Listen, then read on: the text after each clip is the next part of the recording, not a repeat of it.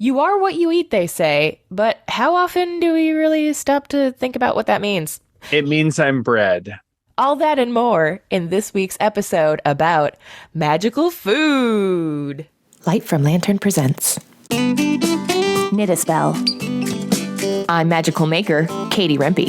And I'm the maker of magic, James Devine. Join us as we stitch together the symbiotic relationship between crafting and the craft. Bread had a comeback during the pandemic. Everyone's making sourdough. Bread said, I'm back, bitches. Huge rise in bread. I mean, bread has been like the most ancient food forever. Though what is wheat or corn, ancient corn, has changed in really dramatic and drastically horrible ways.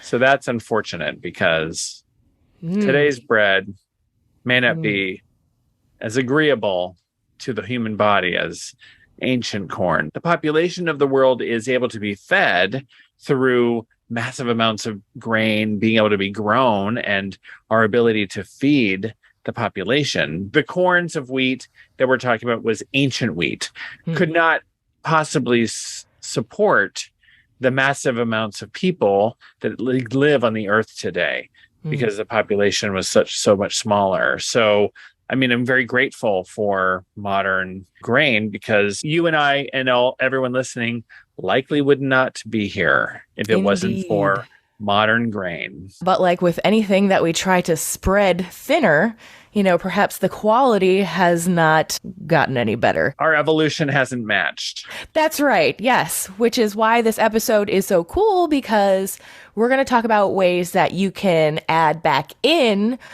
things that have been lost along the way of being processed and all of that sort of thing. I think what for me really sparked this topic of conversation was chapter 10 in Baba Yaga's book of Witchcraft, which was written by Madame Pamita, who we just had on last week. That's right, that's the one. That chapter in particular is about enchanted food, and I was really reminded again about how easy it can be to incorporate magical activities into these everyday mundane acts. Yes, I agree. Living a magical lifestyle can happen all the time. You consume all four elements every day, and those four elements are magical. You do this with your food. You drink water, the element of water. If you start to imagine water as emotion, as empathic ability, if as you're drinking water, you put an emotion or a sigil or a vibe with it, and that's what you're drinking. You're drinking joy. You're drinking abundance. You're drinking success. You're drinking happiness, or you're drinking, Rage Against the Man, Right. Whatever it is you want to consume, which is healthy. And you're able to then bring that up and consume that. You're allowed to do that. And then when you heat your food, you're bringing that fire of transformation, and you can imagine that into your food. As you're refrigerating your food, you can imagine cooling it down in restful sleep that wintertime. As you're bringing the solid earth into your food, the earth of salt. Yes. You can actually imagine the salt being purifying, but also grounding. That earth, the tangibility will be there. And as you maybe blow across the hot food, your hot oatmeal in the morning, or as you imagine whipping up your eggs or incorporating the rye into your bread or into anything that you're doing, you can imagine the air and the structure and the technique and the logic of creating this food. The recipe that you're using is an air quality. So you're using all four elements in your foods right away. You're bringing magic, this alchemy, into this idea of the food. These are all things that you can start to do with intention in the crafting of your food and make it magical. So you're exactly right, Katie. I think this is an amazing topic on today's episode of the magic of food, the magic that's in food. There's a couple movies that have this theme that are really fun. One is called Chocolat. Oh, yes. Have you seen this movie about the chocolate shop where she crafts different chocolates and they create different reactions in Mm-hmm. people. There's the bishop in town who's very like uptight and he tries to resist the chocolate and says it's sinful. And of Mm-hmm. course, he ends up found in the front window on Easter Sunday, has eaten all the chocolate and is just overcome with it. There's also another one, and it also uses the word chocolate in the title. It's a Mexican movie made in Mexico, and it's beautifully done with English subtitles. And it's called Like Water for Chocolate. That is a movie where a woman is again restricted from being able to fall in love and made to serve her mother in a kitchen and care for her mother. Her anguish in being unable to follow her love is sometimes channeled into the food. And then when people eat the food, they experience her love, her passion, or her anguish and sadness. And everyone experiences it. And it's this amazing idea of the magic that is translated into the food. One of the things that she says when people ask her for her recipe in the movie, she says, you just need to make it with love. Her chili rellenos, what's your secret? She just makes it with love. And Mm. people think she's being sarcastic, but she's Sure. actually putting love into it. Oh my gosh. This like really reminds me of my mom. It's like, sure, I can try to remake her homemade pasta sauce, but like it's just different when she makes it because it's her. She has all the knowledge. She has all the love. She concentrates it in there. It's that nostalgic kind of feel. We all have a relative that makes a recipe that just doesn't taste the same Mm. unless that relative is making it. And it's funny because I like to make the excuse that it's because my mom or my grandma is making it back home. But when they Mm. come out to visit and they make it, it still tastes like they made it, Oh, it's not just the water, darn. not the water. That just gives us our own opportunity to put our own spin on it, right? Right. We could probably make an entire podcast for years Right. just on the magic of food. My friend Yes. Guion Raven has a book published by Llewellyn about the magic of food. I highly recommend that book. He has recipes and different magical components. Certainly, you can take any recipe and add herbs, edible herbs. I recommend edible herbs, by the Yeah, way, not good call. inedible herbs. Take edible herbs and add that to your dish. So if you're going to make chicken dish and you're going to add sage, you can think about what's the magical correspondence with sage. You could take thyme, you could take rosemary. Those have magical correspondences, and you could add those typical herbs to your roast chicken and even the chicken itself. And all of those end up creating a magical dish. Mm-hmm. These are the classic sort of idea of what makes something magical. But there's Yeah. other things we could do as well. And I think those are things to also think about. It's funny that we're talking about this now because I recently had a discovery through pizza. Frozen pizzas used to be my favorite go-to food. And I had one recently and I thought, I got halfway through the first slice and was just like, this is tasteless. And it doesn't even taste really like pizza. It looks like pizza, but it tastes like nothing, like disappointment.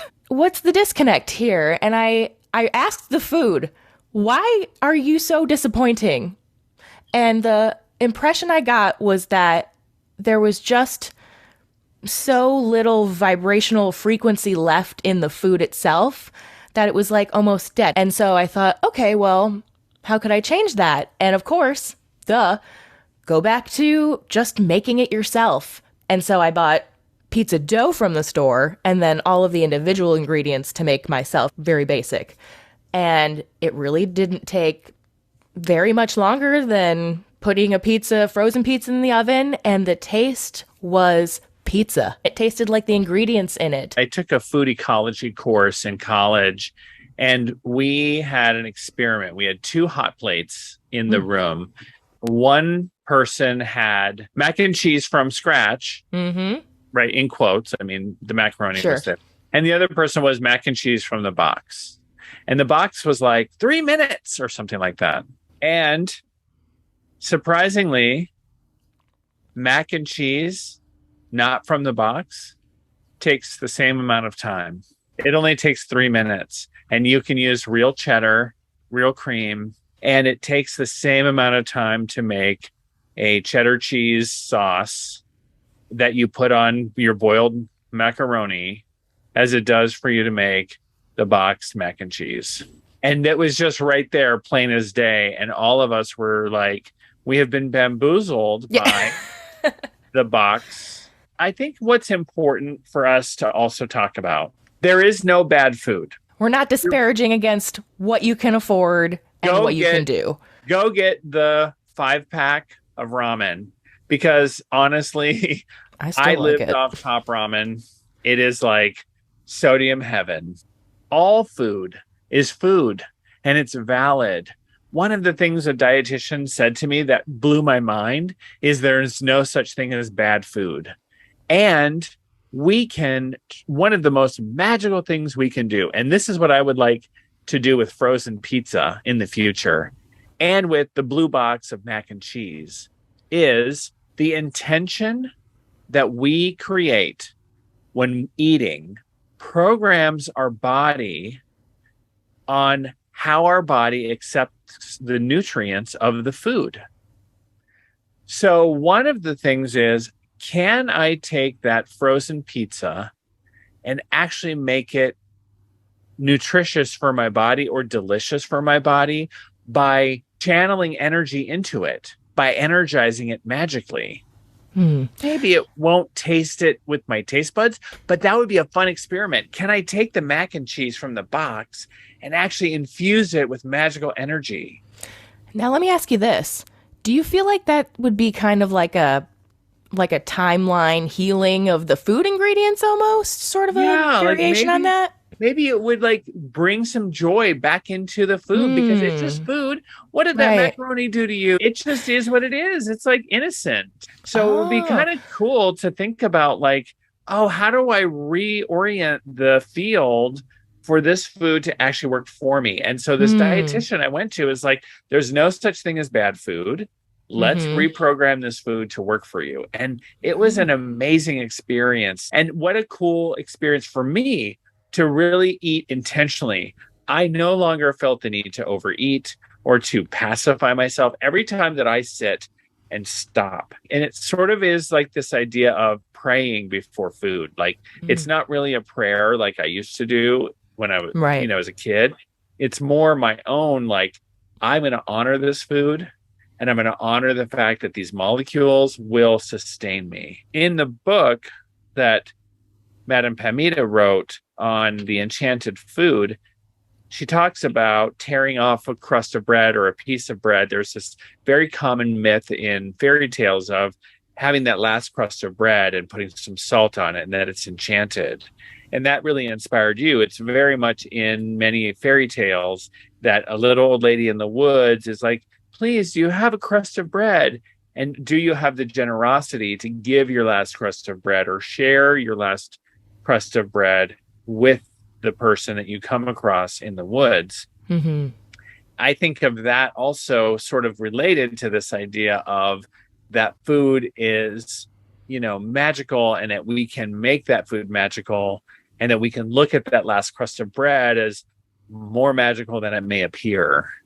Right. Yeah. A lot of people think the little leftovers are just like, just throw it out, or, I want something new. But like you said, it's got like all of the remaining energy. It's got all the last little bits. So what you just said made me think, okay, so maybe the frozen pizza was dead, but we have the power to resurrect it, right? Wake it back up. Yeah. Fun. How do we wake it back up? How do we invite it back into life? Is that why I salt everything, or is it just because I'm addicted to salt? Well, one of the ways to wake it back up might be Tabasco sauce.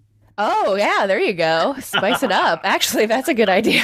Why don't we take a quick break, and when we come back, we'll talk about more ways to add magic into food. Hey, Knit a Spell fans, join our Patreon for just $13 a month to gain access to extended episode comments, episode outtakes, behind the scenes and bonus content, magical making tips, monthly polls to influence future topics and guests, and interact with your fellow patrons. Plus, you'll be supporting one of your favorite podcasts. Join today to gain access to our entire post history. Visit patreon.com/ patreon.com/light from lantern to learn more and sign up. Jim and I look forward to seeing you there. Have you ever wanted to be a professional palm reader or add palm reading to your existing practice? Coming this summer, I will be taking applications for my 6-month online group apprenticeship program, the Divine Hand Mastership Program. I will have a limited number of individuals that will have the opportunity to study the Divine Hand method of palmistry with me. You can sign up to learn more about this exclusive opportunity at thedivinehand.com/mastership.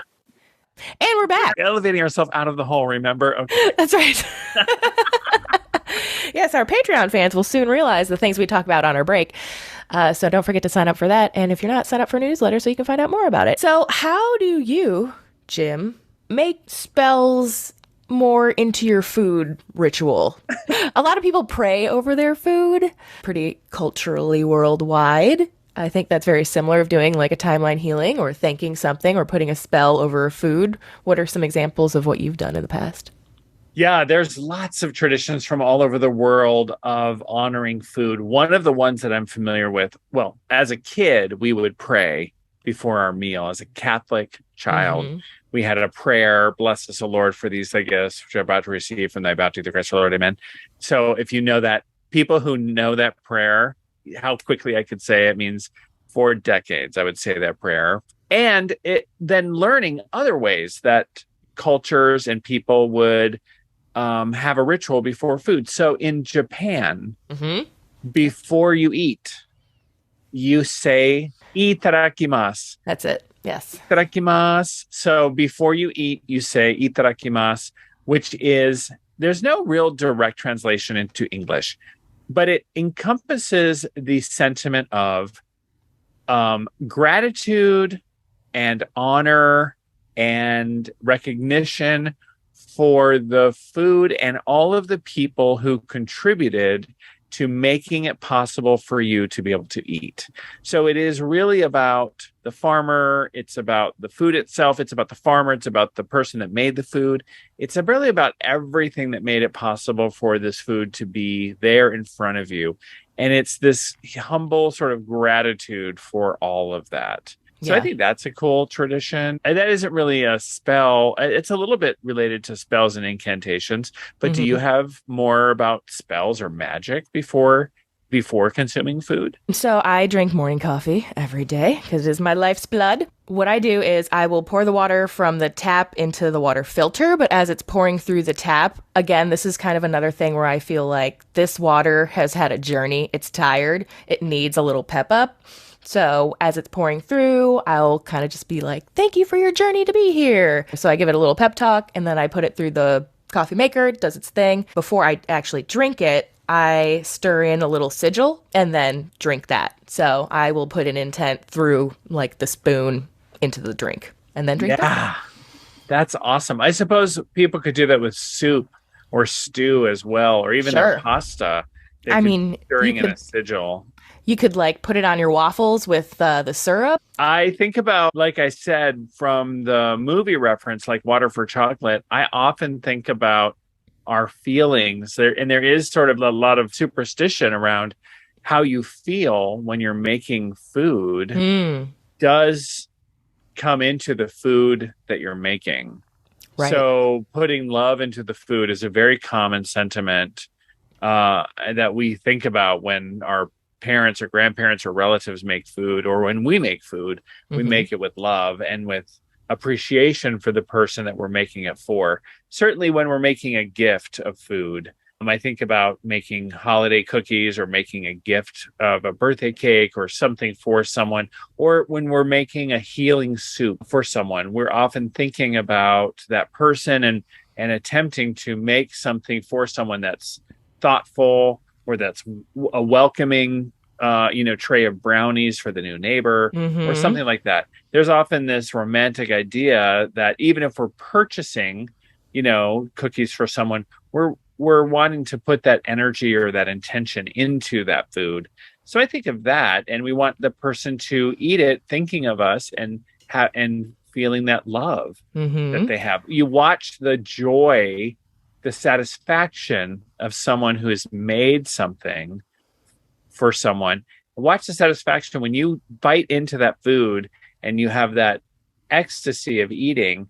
Watch the person that made it and their face. They Mm-hmm. are so thrilled to know that you loved it. I actually am more motivated to make food when it's not just for me, when that's probably pretty common, but Yes. I really like, I have a very artistic mind, I guess. And so I find it to be like an artistic palette of food. In that same vein, hosting is very like ritualistic. I really There's a love that. long-standing tradition in many cultures that the blessings come in disguise, that the Mm. deities travel amongst the humans in disguise. Part of that in the ancient Greeks is the ancient Greek gods cannot reveal their true selves to humans because if you were to look upon the actual true deity, you would die Oh, because you can't handle it. oh, right. Okay. Yeah. So when Aphrodite in one story reveals her true nature at the begging and ongoing pestering of one of her human lovers, she gets so annoyed she finally relents and shows him her true form. He spontaneously combusts because Ooh. she's so beautiful and she's so divine that our human Mm, bodies cannot right. handle the presence of a divine being. Ah, it's the same reason there's a voice of God, because you can't handle the voice of God. You You explode. can't you can't even, as the kids say. Mm-mm. You So got to go through my manager. so the deities will travel in disguise amongst the humans. So the ancient Greeks and the Norse often had this also for other reasons. There's lots of reasons that there was a very strong social norm, social compulsion that you would treat guests with great honor. And this was very strongly enforced by the social norms in Greece. And you read stories about this. In the Norse culture, in the Northern European cultures, there was a big norm about you always welcome in a guest. If someone knocks on your door, you always feed them. And you read this in the fairy tales. This is also how Odin would sometimes travel. Mm. And if you denied entry of a stranger and it was Odin, wow, you would have a hard time making it through the winter. But that's because human beings who were lost in the woods traveling through would not make it through the winter either if they didn't have the help of each other. So this is a survival thing. So what does this have to do with food? Of course, you were fed as part of that, and often you were given the best food. And so you read these stories where they would take food out of the larder, they would take from their reserves. And you would also read about how some guests would abuse this social norm and outstay their welcome, and the hosts would devise clever plans to try to get rid of their guests without violating their obligation. Mm, So, mm-hmm. some interesting stories. It's like Baba Yaga says, I'll invite you in and feed you before I decide if I'm going to eat you or not. Right. We'll start off cool, but you decide where this is going to go. But there's lots of other ways. So being a host is a big way. We love to host parties. We love to host people at our home. In ritual, in our own witch events, we will have food in token. So we will share cakes and ale as part of the ritual itself to show that we are a community. And so we have a ritual sharing of food, a bite of food, and of a sip of wine or juice or ale as a symbol of our connection. And we will sometimes offer food to our beloved dead or to the fae in our fairy garden or to our ancestors or to deity. So there's a lot of different ways to use food magically in ritual, specifically for magic itself. For me, one way that really promotes the food experience is being mindful of even what you put the food on. I remember reading, my favorite author, Marie Kondo, when she's going through the kitchen area, she says, really look at all the things you have and ask yourself, like, that china that you got when you got married or whatever, why is it packed up? Like, wouldn't you like to use it and experience it? And, do you really find any joy in those plastic promotional cups that you have? I mean, if yes, use them, because certainly I have many of them. But, that really, for me, I was like, oh my gosh, I'm not using like my coolest things and things I like the most, because I don't want to ruin them, but that doesn't honor them at all. So that's like been a big mind shift change for me. Our wedding china is our everyday china. I love that. And we, every time we break one, I say, this is why we can't have nice things, but it's a joke and we laugh. Right. Yeah. Well, and what made me think about this was I was going to get some wine one night, and I said, oh, I'm going to use the fancy glass with the stem. And then I thought, why am I not always using this? And also, why couldn't I use this just for like water all the time and feel fancy anytime? So yeah, I love this conversation. It's so much fun. Food is so magical. Food sustains us. Food gives us life. Food is the ultimate amalgamation of the four elements. We need water, but then we need food. So it is incredibly magical, and we can bring so much more magic to it. So I invite all of us to think about the ways in which we can make food even more magical than it inherently is. It's a great place, a fodder for incredible, incredible magic. Yes. And if you are inspired by this episode and have ideas of your own, feel free to write into us at knittaspellpodcast@gmail.com or drop us a DM on our Instagram, knittaspell. And of course, remember to join our newsletter at knittaspell.com as well. I want recipes. What's your magical recipe that you have?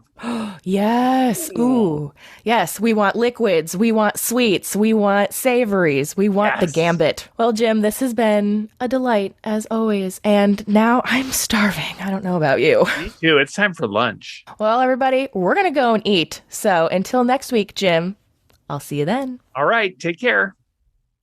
Thanks for listening. If you enjoyed the show, consider sharing it with a friend, leaving a review on iTunes and Spotify, or following Knittaspell on Instagram. You can also subscribe to the Light from Lantern YouTube channel to enjoy full episodes of Knittaspell and see our happy faces. You can also learn more about readings, classes, and events going on with your favorite maker of magic, James Devine, by visiting thedivinehand.com and subscribing to his newsletter. Then follow Jim's fun and interactive Instagram account at DivineHandJim. Keep up with Katie, the magical maker, by subscribing to her newsletter at lightfromlantern.com. You'll even receive a free knitting pattern as a thank you gift. Then follow Katie on Instagram at lightfromlantern for even more magical making tips. See you next week.